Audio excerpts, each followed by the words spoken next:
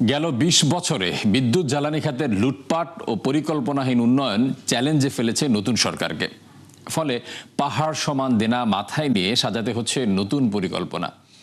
একাত্তরকে একান্ত সাক্ষাৎকারে এই কথা জানান মন্ত্রী ইকবাল হাসান মাহমুদ টুকু। বলেন, গরমে বাড়তি চাহিদা মেটাতে বড় চ্যালেঞ্জ জ্বালানি আমদানি। এছাড়া বকেয়ার অর্থ পরিশোধ নিয়ে আছে দুশ্চিন্তা। এমন অবস্থায় গ্রাহকদেরকে বাস্তবতা আমলে রেখে কম বেশি লোডশেডিংয়ের যন্ত্রণা সহ্য করার কথাও বললেন তিনি। রুহুল আমিন জানাচ্ছেন বিস্তারিত।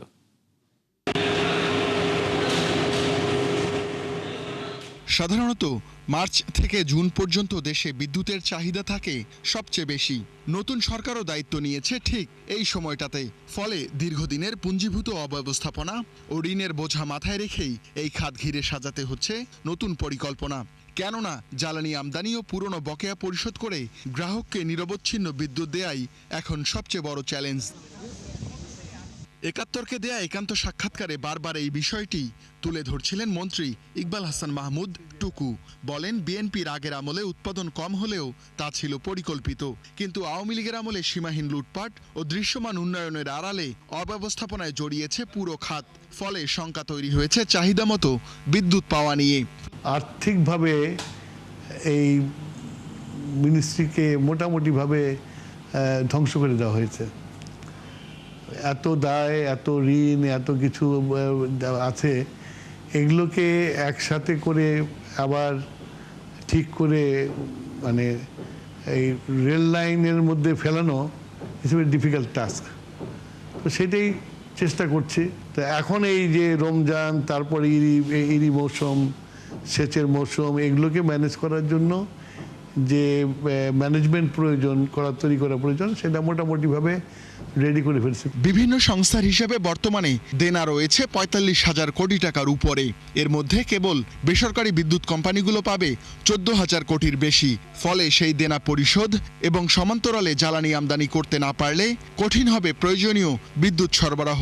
মন্ত্রী জানান, সব পক্ষের সঙ্গে বসে বিষয়টির যৌক্তিক সমাধান চায় সরকার। তো বকেয়াটা হতে দিল কেন তারা? এখন একটা গভর্নমেন্ট 7 দিন হলো আসে নাই, তুমি পাওয়ার স্টেশন তোমার হাতে আছে বলে তুমি আমাকে বলবা যে না হলে তোমরা সাপ্লাই দিতে পারবে না। আমার যেমন সব গ্যারান্টি আছে, তোমাদেরও গ্যারান্টি আছে, আমাকে বিদ্যুৎ দিতে হবে।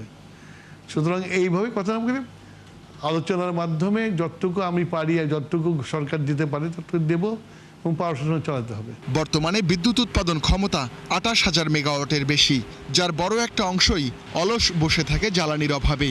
কিন্তু মোটা অঙ্কের অর্থ গুনতে হয় ক্যাপাসিটি চার্জ বাবদ। মন্ত্রী জানান, বিষয়গুলো পর্যালোচনার জন্য এরই মধ্যে কাজ শুরু করেছে মন্ত্রণালয়। এ সময় বিদ্যুতের দাম পর্যালোচনারও আভাস দেন তিনি। বিদ্যুৎ ইজ এ কমার্শিয়াল আইটেম, বিক্রি কিনে আছে এর মধ্যে। আবার বিদ্যুৎ না দিলে জনগণের ভোগান্তি হবে, এবং বিদ্যুতের যে দাম, সেই দাম যদি আমি জনগণকে দেই, জনগণের পে করতে অসুবিধা হবে। তো এইরকম একটা কমপ্লেক্স সিচুয়েশনে আমাকে সবগুলোকে একসাথে করতে হবে। জনগণের যেন কষ্ট কম হয়, বিদ্যুৎও যেন আমাদের দিতে পারি ঠিক মতো। বিদ্যুৎ খাতে সিস্টেম লস প্রায় 7%। মন্ত্রী জানান, এটি কমাতে পারলে সুবিধা পাবেন ভোক্তারা।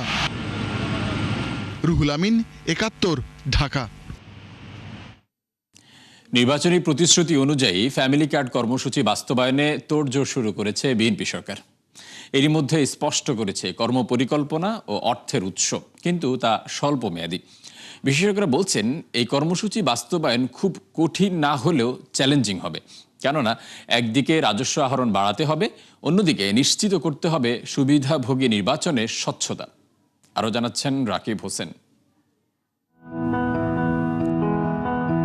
কড়াইল বস্তির সঙ্গে গুলশান, বনানী আর মহাখালীকে আলাদা করেছে এই লেক, যা পারাপারের একমাত্র অবলম্বন নৌকা, যেখানে রুটি রুজির বন্দোবস্ত মিলন মাঝির। দৈনিক 700 টাকা মজুরিতে চালাতে হচ্ছে তার 6 সদস্যের পরিবার। দেখা গেছে মাসের ভিতরে 20 দিন, মাঝি বেশি তো 20 দিন চালাই, 10 দিন আবার অন্য কাজ করি।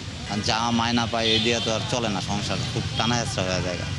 শুধু মিলন মাঝি নয়, কড়াইল বস্তির বেশিরভাগ পরিবারের অবস্থা একই। দীর্ঘদিন ধরে জীবনযাত্রার ব্যয়ের সঙ্গে পাল্লা দিয়ে আয় না বাড়ায় বিপাকে বহু মানুষ। তাই তো স্বল্প মূল্যে টিসিবির ডাল, তেল কিনতে এমন ভিড় সাধারণের। দ্রব্যমূল্য বেশি বাজারে কিনতে পারে না, সেই জন্য তাড়াতাড়ি এগুলো দেওয়া দরকার, আরো বেশি দেওয়া দরকার। 9টা বাজে এখন আমরা পিছে পরে কিনা মাল নাই পাই, তো খালি হাতে গেলে তো কষ্ট লাগবে। এত নির্বাচনী প্রতিশ্রুতি অনুযায়ী দেশের 4 কোটি পরিবারকে ফ্যামিলি কার্ড দিবে বিএনপি সরকার। আগামী 4 মাস 14 উপজেলায় চলবে পাইলট প্রকল্পের কাজ। পরিবার প্রতি দেয়া হবে মাসিক 2,500 টাকা করে। আর প্রাথমিকভাবে 50 লাখ পরিবারের জন্য এই কর্মসূচিতে দরকার হবে 15,000 কোটি টাকা। শুরুতে অর্থ মন্ত্রণালয়ের থোক বরাদ্দে কর্মসূচি বাস্তবায়নের পরিকল্পনা হলেও পরে তা আসবে বাজেট থেকে। বিশেষজ্ঞদের মতে এজন্য রাজস্ব আহরণ বৃদ্ধির বিকল্প নেই। স্বল্প মেয়াদে হয়তো বাজেটের সমস্যা অত বেশি হবে না, কিন্তু এই প্রোগ্রামটাকে যখন স্কেল আপ করা হবে তখন সরকারকে অবশ্যই বাজেটের সামর্থ্যের কথা চিন্তা করতে হবে। বর্তমান যে আয় আছে সরকারের, সেইখান থেকে আমাকে লিকেজ, করাপশন, অপ্রয়োজনীয় ব্যবহার বা লো প্রায়োরিটির ব্যবহার সেগুলোকে বন্ধ করে বা চেঞ্জ করে আমাকে রিসোর্স রিঅ্যালোকেট করতে হবে অন্য জায়গা থেকে। বর্তমানে প্রায় 1,15,00,000 মানুষ সরকারের সামাজিক সুরক্ষা কর্মসূচির আওতায় বিভিন্ন সুবিধা পাচ্ছেন। বিশেষজ্ঞরা বলছেন পুরনো কর্মসূচিকে ফ্যামিলি কার্ডে অন্তর্ভুক্ত করা যৌক্তিক হবে না।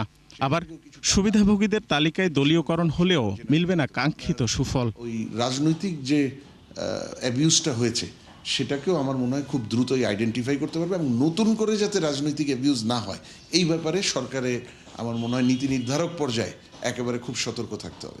যদি একটা প্যাকেজের আওতায় আনা হয় তাহলে হয়তো কম খরচে করা যাবে, কিন্তু আমি মনে করি যে নতুন যে ভাতা দেওয়ার কথা সরকার চিন্তা করছে ফ্যামিলি কার্ডের আওতায়, সেটাকে ইনট্যাক্ট রেখে এর উপরে যেন আমরা বয়স্ক ভাতা এবং বিধবা ভাতা দিতে পারি, তাহলে হয়তো এটা আরও অনেক বেশি এফেক্টিভ হবে।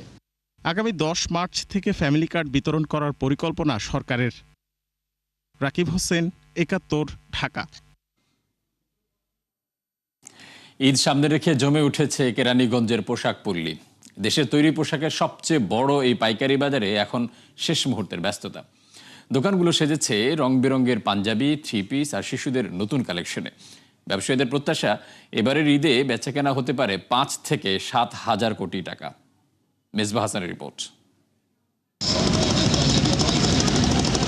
বুড়িগঙ্গার কোল ঘেঁষে গড়ে উঠেছে কেরানীগঞ্জের বিশাল এই পোশাক পল্লী। দেশের তৈরি পোশাকের 70% চাহিদার যোগান হয় এই পল্লী থেকে। ঈদ উপলক্ষে শেষ মুহূর্তের বেচাকেনায় ব্যস্ত এখানকার ব্যবসায়ীরা। রমজান শুরুর আগেই 50% বেচাকেনা শেষ হওয়ায় পাইকারের আনাগোনা নেই তেমন একটা। ব্যবসায়ীরা বলছেন ধারাবাহিক ব্যবসা ভালো হলেও কিছুটা ছন্দপতন ঘটেছে নির্বাচনের ছুটিতে। সভ্যরাতের আগে যে বেচা কিনাটা হওয়ার কথা ছিল ওইটা নির্বাচনের প্রেক্ষাপটের কারণে হয় নাই, এই কারণে ওই বেচা কিনাটাই সভ্যরাতের পর একটা ভালো বিক্রি চলছে। এবছরও মোটামুটি আলহামদুলিল্লাহ প্রোডাকশন কম হয়েছে, তো মাল সেল ভালো হয়েছে। নির্বাচনের সময় বেচা কিনাটা 7 দিন, আগে 3 দিন পর 4 দিন বেচা কিনা কম ছিল, হয় নাই। আর রোজা আসার পর একটু কমেছে। 150 থেকে শুরু করে 5,000 টাকার মধ্যে ঈদের পাঞ্জাবি, প্যান্ট, শার্ট, কুর্তা, ফতুয়া, রেডিমেড 3 পিস, বেবি স্যুট সহ শতাধিক রং বেরঙের পোশাক পাওয়া যায় এখানে। ফলে তুলনামূলকভাবে কম দামে পোশাক পাওয়ায় দেশের বিভিন্ন প্রান্ত থেকে ভিড় করেন ক্ষুদ্র ব্যবসায়ীরা। এই যেমন রাজশাহী থেকে আসা মনোয়ার ও ফরিদপুর থেকে আসা খালেদ স্থানীয় বাজারে বিক্রির জন্য কয়েকটি দোকান ঘুরে দরদাম শেষে কিনেছেন নতুন সব কালেকশন। জানান এবার কদর বেড়েছে নারী ও শিশুদের সারারা, গারারা, স্কার্ট, হিজাব ও ফার্সি পোশাকের। 32,160 টাকার মাল কিনলাম আর নিয়মিতই আসি এখান থেকে। পাঞ্জাবিলি, ফক জামালি, বাচ্চারে লেহেঙ্গালি, আপনার প্যান্টলি, শার্টলি, মানে সব মিল করে লি।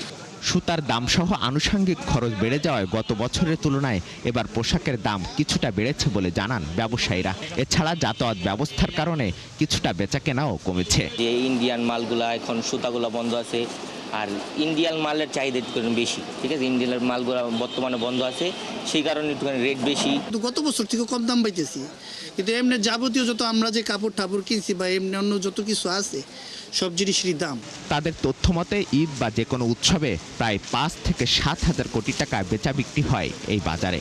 এর আগের বছরগুলিতে ধরেন বছরে 5 থেকে 7 হাজার কোটি টাকা সেল এখানে হয়, টার্নওভার হয়।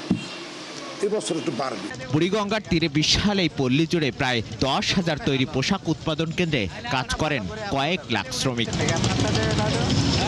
মেজবা হাসান, 71, ঢাকা।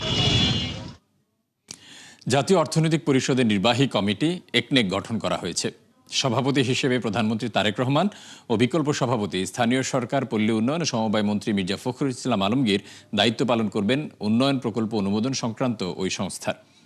এদিকে অর্থমন্ত্রী আমির খসরু মাহমুদ চৌধুরীকে সভাপতি করে গঠন করা হয়েছে অর্থনৈতিক বিষয় সংক্রান্ত ও ক্রয় সংক্রান্ত মন্ত্রিসভা কমিটি। দেশের উন্নয়নের অন্যতম নিয়ামক অভ্যন্তরীণ অবকাঠামো নির্মাণ, যার অনুমোদন দেয়া হয় জাতীয় অর্থনৈতিক পরিষদ বা একনেক সভায়। বাংলাদেশের প্রধান উন্নয়ন প্রকল্প অনুমোদনকারী এই সংস্থাটি গঠন করা হয়েছে মঙ্গলবার। প্রধানমন্ত্রী তারেক রহমানকে সভাপতি ও স্থানীয় সরকার, পল্লী উন্নয়ন ও সমবায় মন্ত্রী মির্জা ফখরুল ইসলাম আলমগীরকে বিকল্প সভাপতি করে একনেক গঠন করা হয়। রাষ্ট্রের উন্নয়নে নীতিগত অনুমোদন ও কেনাকাটা সংক্রান্ত গুরুত্বপূর্ণ সিদ্ধান্ত নিয়ে থাকে অর্থনৈতিক বিষয় সংক্রান্ত কমিটি ও ক্রয় কমিটি। নতুন সরকার দায়িত্ব নেওয়ার পর সেটিও গঠন করা হলো 24 ফেব্রুয়ারি। অর্থমন্ত্রী আমির খসরু মাহমুদ চৌধুরীকে সভাপতি করে ওই দুই কমিটিরও অনুমোদন দেওয়া হয় মঙ্গলবার। নাদিয়া ইসলাম তুলি, ৭১, ঢাকা। আমদানি পর্যায়ে ভ্যাট হার সমন্বয় করায় কেজিতে ১ টাকা ২৫ পয়সা কমলো এলপি গ্যাসের দাম। ফলে ১৫ টাকা কমে ১২ কেজি সিলিন্ডার এখন ১,৩৪১ টাকা।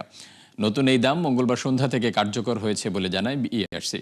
এর আগে ভোক্তা পর্যায়ে বেসরকারি খাতে তরলীকৃত পেট্রোলিয়াম গ্যাসের দাম ফেব্রুয়ারি মাসে প্রতি কেজিতে ৪ টাকা ২১ পয়সা বাড়ানো হয়। ফলে চলতি ফেব্রুয়ারি মাসের জন্য নির্ধারণ করা হয়েছিল ১,৩৫৬ টাকা।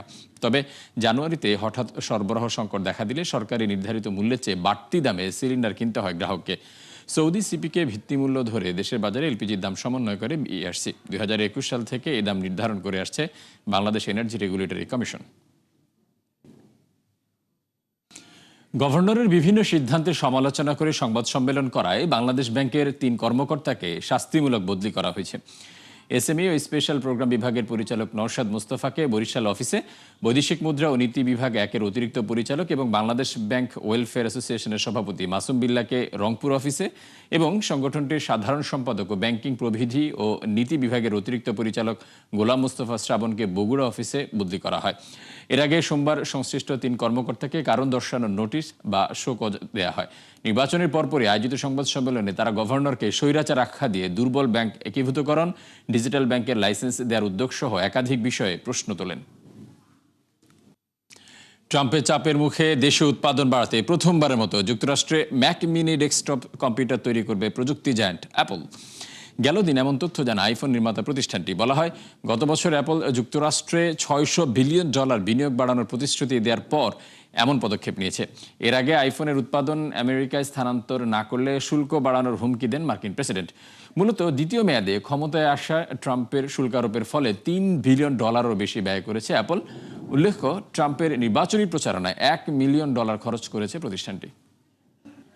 আদালতের রায়ের পর বাণিজ্য চুক্তি থেকে সরে এলে শুল্ক হার আরও বাড়ানোর হুঁশিয়ারি দিয়েছেন ডোনাল্ড ট্রাম্প। সম্প্রতি পূর্বে স্বাক্ষরিত একটি চুক্তির অনুমোদন স্থগিতের ঘোষণা দেয় ইইউ, আর চুক্তি নিয়ে আলোচনার সময় পিছিয়ে দেয় ভারত। এরপরে এমন হুমকি দিয়ে বসেন মার্কিন প্রেসিডেন্ট। বলেন, চুক্তি নিয়ে চালবাজি করলে চড়া শুল্কের মুখে পড়তে হবে, শর্ত না মানলে পরিস্থিতি আরও খারাপ হবে। বিস্তারিত জানাচ্ছেন নাদিয়া ইসলাম তুলি।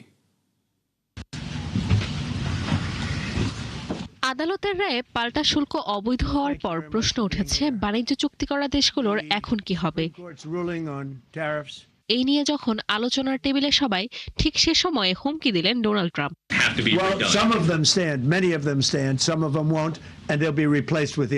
বলেন, সুপ্রিম কোর্টের হাস্যকর রায় নিয়ে যেসব দেশ চালবাজি করতে চায়, বিশেষ করে যারা বছরের পর বছর ধরে যুক্তরাষ্ট্রকে লুট করেছে, তাদের আরও চড়া শুল্কের মুখে পড়তে হবে। সম্প্রতি তারা যে শুল্কে রাজি হয়েছিল, পরিস্থিতি তার চেয়েও খারাপ হবে। হুঁশিয়ারি দেন কেউ যেন আদালতের রায়কে ঢাল হিসেবে ব্যবহার করে প্রতিশ্রুতি থেকে সরে না আসে। মূলত গেল দিন পূর্বে স্বাক্ষরিত এক চুক্তির অনুমোদন স্থগিতের ঘোষণা দিয়েছে ইউরোপীয় ইউনিয়ন। অন্যদিকে বাণিজ্য চুক্তির দ্বারপ্রান্তে থাকা ভারতও আলোচনার তারিখ পিছিয়ে দিয়েছে। এমন পদক্ষেপের পর ট্রুথ সোশ্যালে এক পোস্টে দেশগুলোকে সতর্ক করেন ট্রাম্প। যদিও হোয়াইট হাউস বলছে, আদালতের রায়ের ফলে তাদের বাণিজ্য নীতিতে কোনো পরিবর্তন আসবে না, বরং অন্য আইন ব্যবহার করে শুল্ক আদায় অব্যাহত রাখবে। যে লক্ষ্যে বাণিজ্য সম্প্রসারণ আইনের ধারা ১২২ কার্যকর করেন ট্রাম্প, যা এর আগে কখনো ব্যবহার করা হয়নি, যার আওতায় কংগ্রেসের অনুমোদন ছাড়াই ১৫০ দিনের জন্য শুল্ক আরোপ করতে পারেন প্রেসিডেন্ট। শুধু তাই নয়, অতিরিক্ত টালবাহানা করলে বাণিজ্য অংশীদারদের উপর লাইসেন্স ফি আরোপেরও হুমকি দেন ট্রাম্প। এছাড়া জাতীয় নিরাপত্তার বাহানায় অর্ধ ডজন শিল্পের উপর নতুন করে শুল্ক আরোপের কথা ভাবছে মার্কিন প্রেসিডেন্ট। ওয়াল স্ট্রিট জার্নালের প্রতিবেদনে বলা হয়, এর আওতায় থাকতে পারে শিল্প খাতে ব্যবহৃত ব্যাটারি, লোহা, রাসায়নিক, পাওয়ার গ্রিড ও টেলিকম সরঞ্জামের মতো পণ্যগুলো। নাদিয়া ইসলাম তুলি, ৭১। দর্শক, এই ছিল ৭১ বিজনেসের এখনকার আয়োজনে। সরাসরি সংবাদ অনুষ্ঠান দেখতে চোখ রাখুন ৭১-এর ফেসবুক পেজ এবং সাবস্ক্রাইব করুন ৭১-এর ইউটিউব চ্যানেল। থাকুন ৭১-এর সাথে।